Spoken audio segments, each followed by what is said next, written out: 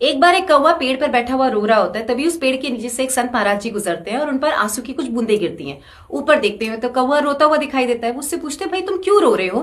तो कौवा कहता है कि मैं अपने जीवन में बिल्कुल खुश नहीं हूं, मैं इतना काला हूं, सब मुझे दूर भगाते हैं, कोई मुझसे प्यार नहीं करता, ऐसे जीने से तो मरना ही अच्छा है। संत महाराज जी से कहते हैं कि देखो, भगवान ने सभी जीव जंतुओं को प्रेम से बनाया, तो हमें हर परिस्थिति में खुश रहना चाहिए। लेकिन तुम्हें मेरी बात अभी समझ में नहीं आएगी, तो तुम बोलो क्या बनना चाहते हो?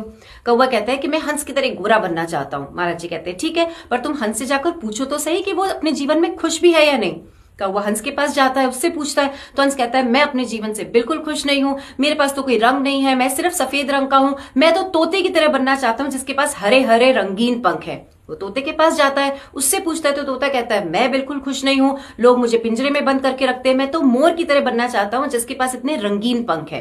कौवा मोर के पास जाता है, उससे पूछता है, मोर भी कहता है कि मैं अपने जीवन से बिल्कुल खुश नहीं हूं, देखो मुझे मेरे रंगीन पंखों के कारण लोगों ने बंद कर रखा है पिंजरे में, अपने स्वार्थ के लिए वो मेरे पंख नोचते हैं और मुझे बहुत पीड़ा होती है, मैं तो तुम्हारी तरह कौवा बनना चाहता हूं, खुले आसमान में उड़ना चाहता हूं। कौवा फिर संत महाराज जी के पास वापस जाता है, उनसे कहता है, महाराज जी मुझे आपकी बात समझ में आ गई, मैं जैसा हूं वैसा ठीक हूं, मुझे किसी और की तरह नहीं बनना। हम बहुत बार अपनी तुलना किसी और से करने लग जाते हैं और ये भूल जाते हैं कि कितने सारे लोग हैं जो हमारे जैसा जीवन चाहते हैं, हमारी तरह बनना चाहते हैं। तो अपने आप को सुधारिए, इंप्रूव कीजिए, ग्रूम कीजिए, लेकिन अपने जीवन पर अफसोस मत कीजिए।